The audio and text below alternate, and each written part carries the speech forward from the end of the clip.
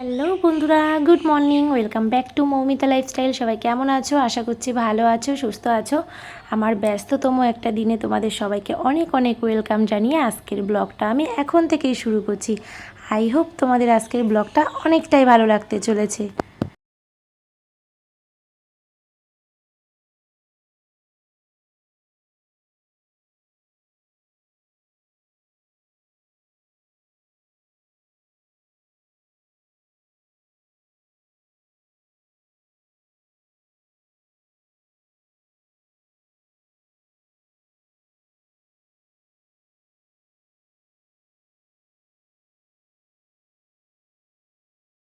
ও আজকে সকাল থেকেই মুখটা ভার করে রয়েছে, দেখতেই পাচ্ছ কেমন ফুলে ফুলে রয়েছে, মানেও রেগে রয়েছে। কারণ রোজ দিন সকালবেলা তোমাদের দাদাভাই ওকে বের করায়, তারপরে গল্প করে।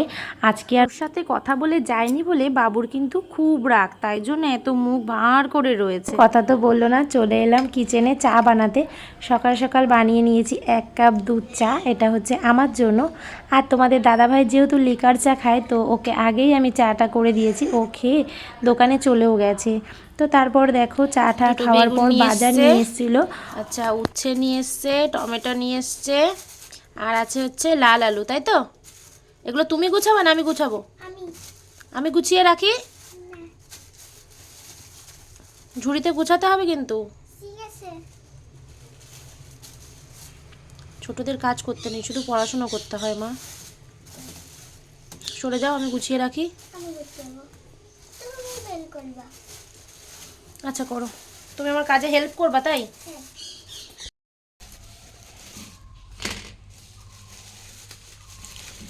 তো পেয়ারাগুলো তো পিকুই খায়, আমরা তো তেমন পেয়ারা ঠেয়ারা খাই না। এগুলো সব নিয়ে এসেছি, ধুয়ে ঠুয়ে আবার রেখে দেবো গুছিয়ে। আর পিকুর তো দিনে প্রায় 3-4টে পেয়ারা লেগেই যায়, ওর প্রতিদিনই পেয়ারা আনতে হয়। আর দুটো শশা নিয়ে এসেছি।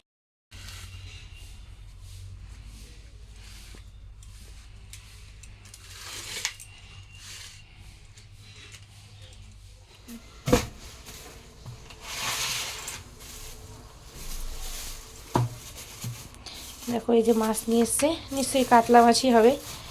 কাতলা ছাড়া তো তেমন কিছু নিয়ে আসে না, ছেলেপেলে কাতলা মাছটা বেশি পছন্দ করে। এই যে কাতলা মাছই নিয়ে এসছে। তো চলো মাছগুলো ধুয়ে নিই। আর আমি এই কানকোগুলো না ফেলে দিই মাছের, এটা আমার একদমই পছন্দ না রান্না করার সময়।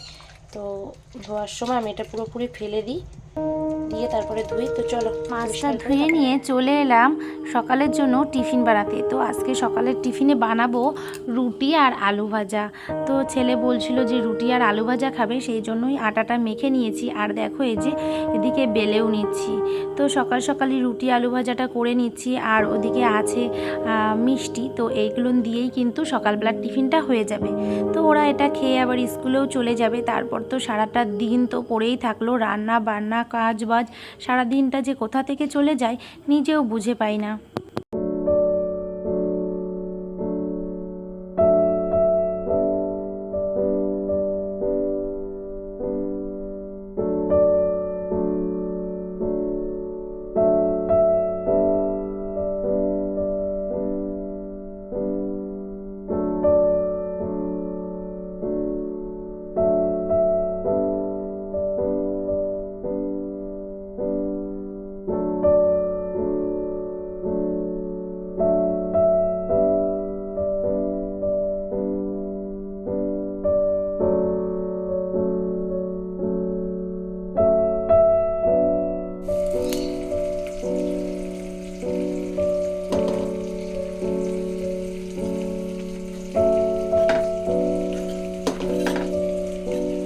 একদিকে রুটি আর একদিকে বসিয়েছি আলু ভাজা। তো দেখো এই যে এদিকে আমার রুটিও হয়ে গেছে, আলু ভাজাও হয়ে গেছে।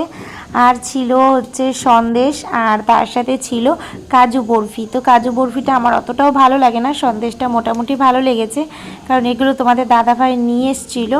তো দেখো এই যে সকালের টিফিনটা। নাও, এত কষ্ট করে বানানো দোকানটা আমার ভেঙে দিচ্ছ।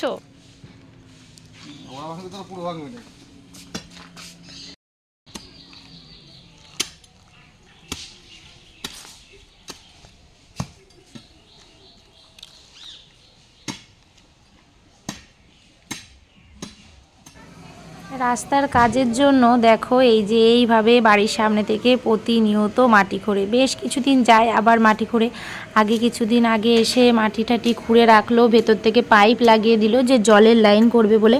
আবারও এসছে নাকি জলের ট্যাঙ্কি কোথাও বসাবে আর কি, যে গঙ্গার জলের সিস্টেম ওইগুলো বানাবে বলে প্রতিটা বাড়িতে টাইম কল দিচ্ছে। তো সেই জন্যই তো যতবারই আর কি দোকানটার সামনেটা ঠিকঠাক করে নিই, আর বাড়ির সামনেটা তো পুরোটা আমাদের ঢালাই করা, শুধু রাস্তার ধারটুকুনি একটুখানি মাটি দেয়া, যাতে এই যে গাড়ি টাড়িগুলো চলাচল করে। তো সেই জন্যই তো দেখতেই পাচ্ছ কিভাবে খুঁড়ে ঠুড়ে একদম দোকানের সামনেটা একদম তছনছ করে দিল। আমার পুরো ঢালাই করা সুন্দর একটা জায়গা ছিল, আর বুঝতেই পারছো যেহেতু কষ্ট করে করেছি না, একটুখানি ক্ষতি হলেই কিন্তু নিজের মনটা খুব কষ্ট লাগে, যে এত সুন্দর করে পরিষ্কার করে রাখি জায়গাটা, এত কষ্ট করে করলাম, সেটা এমন অবস্থা হলো।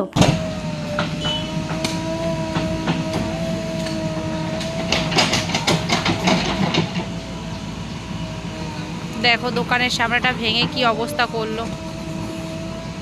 তো কষ্ট করে তৈরি করা জিনিসটা যদি নিজের চোখের সামনে ভেঙে যায়, তখন সেই বুঝবে যে কষ্টটা কত খানিক লাগে। দোকানের সামনেটা খুঁড়ে টুড়ে কি অবস্থা করলো।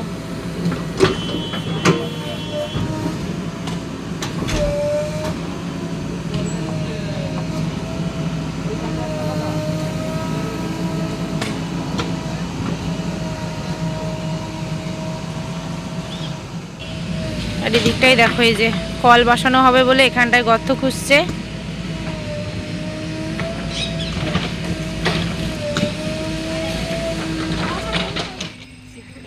দেখো আগুন জ্বলছে, দেখো পুরো সোজা লাইন টানছে, এই যে পাইপ দেওয়া হবে আর কল বসবে আমাদের এইদিকে একটা, ওদিকে একটা, দুটো কল বসবে। কি অবস্থা করেছে আমার দোকানের সামনেটা, পুরো খুঁড়ে সব নষ্ট হয়ে গেল। তারপর সন্ধ্যাবেলা দোকানে সন্ধ্যা প্রদীপ দিয়ে, ঘরে সন্ধ্যা প্রদীপ দিয়ে চা টা বানিয়ে খেয়েও নিয়েছি। রাত্রেবেলার জন্য করে নিয়েছিলাম ভাত আর ডাল। তারপরে বেশ কিছু লঙ্কা নিয়ে এসেছিলো, কাঁচা লঙ্কা, সেইগুলো নিয়ে এই যে বোটাটা ছাড়াতে চলে এসেছি, কারণ বোটাগুলো না ছাড়িয়ে রাখলে না ভীষণই অসুবিধা হয়। তো বোটাগুলো ছাড়িয়ে ভালো করে ধুয়ে শুকিয়ে তারপর এটা আমি ফ্রিজের মধ্যে রেখে দেবো, তাহলে যখন আমার প্রয়োজন হবে তখনই আমি বের করে কাজে লাগাতে পারবো। সেই জন্য তো দেখো যেহেতু রান্নাবান্না হয়ে গেছিলো, সেই জন্য রাত্রেবেলাতেই গ্যাস টেবিলটা আর গ্যাসটা ভালো করে মুছে নিচ্ছি, ওভেনটা। তো এই যে আমি সার্ফ আর কসবাইট দিয়েই ডলি, মানে বাসন মাজার যেই সাবানটা, সেই বাসন মাজার সাবান ভিম সাবানটা দিয়েই আমি ডলে নিচ্ছি। আর এটা তো রোজ দিন রাত্রেবেলার কাজ, এটা তো করতেই হবে। আর যেহেতু রুটি করি না সকালবেলাতে বা রাত্রেবেলাতে, সেদিনকে আরও বেশি ময়লা হয়, মানে নোংরা পড়ে, যে আটার গুঁড়োগুলো থাকে, সেই জন্য কিন্তু গ্যাস ওভেনটা ভীষণই অপরিষ্কার হয়ে থাকে। তো সেই জন্যই দেখো গ্যাস টেবিলটা ভালো করে মুছে নিচ্ছি ওভেন সহ। আর এই যে দেয়ালটায় তো তেল লাগে, তেল মশলা ছিটে লাগে, তো সেই জন্য দেয়ালটাও ভালো করে আমি পরিষ্কার করে নিচ্ছি। এখন পর্যন্ত যদি আমার সাথে কেউ থেকে থাকো, প্লিজ একটা লাইক কমেন্ট করে দিয়ে যেও। আর এতক্ষণ আমার সঙ্গে থাকার জন্য তোমাদের সবাইকে জানাচ্ছি অনেক অনেক ভালোবাসা। তো চলো বন্ধুরা, আজকের ভিডিওটা আমি এখানেই শেষ করে দিচ্ছি, চলে আসবো নতুন একটা ভিডিওর সঙ্গে। ততক্ষণ পর্যন্ত তোমরা সবাই ভালো থেকো, সুস্থ থেকো, সাবধানে থেকো। তো চলো, গুড নাইট, বাই।